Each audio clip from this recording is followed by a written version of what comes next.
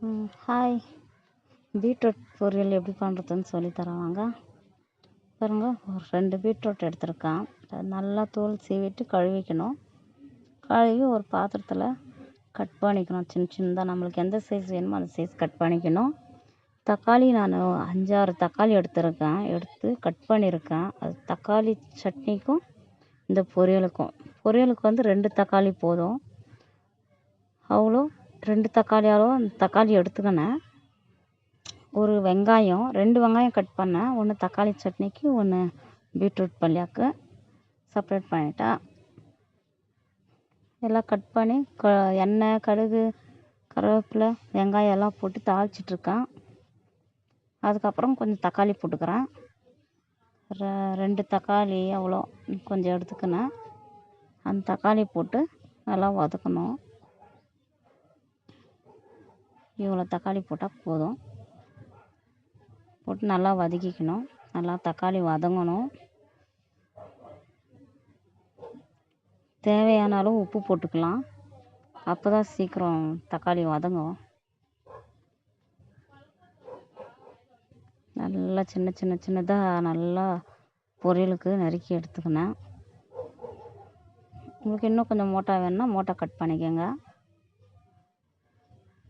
தக்காளி நல்லா ரோஸ்ட் ஆகிடுச்சு.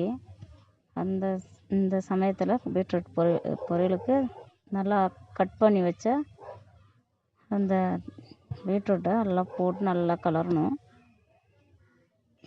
நல்லா கலரி வதக்கி விட்டுக்கின்னு 1 கிளாஸ் தண்ணி ஊற்றிக்கலாம்.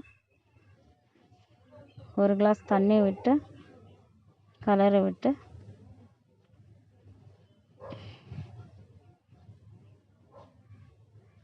ஒரு கிளாஸ் தண்ணி விட்டு மூடிடணும்.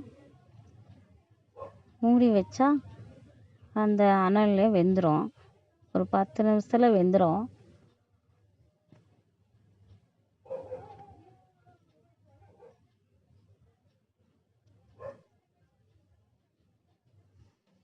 வச்சுட்ருக்கு.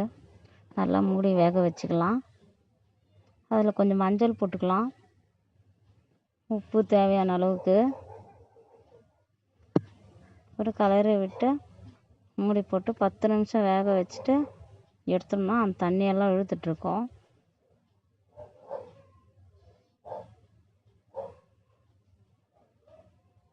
தண்ணியெல்லாம் சுண்டுடுச்சு, காய் வெந்துடுச்சு. இந்த டைமில் நம்ம சாம்பார் தூள், மிளகாத்தூள் போட்டுக்கலாம். காரத்துக்கு சாம்பார் தூளும் அந்த மிளகாத்தூளும் போட்டு கலரி விடணும். அப்போ நல்லா திக்னஸாக வந்துடும். நம்ம கடையில் வாங்குறதா இருந்தாலும் வீட்டில் அரைச்சி வச்ச சாம்பார் பொடி இருந்தாலும் பரவாயில்ல, போட்டு செய்யலாம். நல்லாயிருக்கும், டேஸ்டியாக இருக்கும். சாம்பார் தூள் எவ்வளோ நம்மளுக்கு காரம் வேணுமோ அவ்வளோ போட்டுக்கலாம். 2 ஸ்பூன் போட்டிருக்கேன்.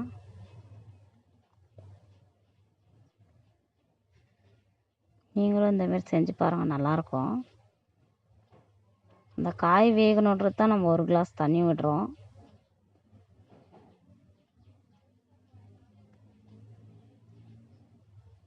கொஞ்சம் காரத்துக்கு ஏற்ற மிளகாத்தூள் போட்டிருக்கேன்.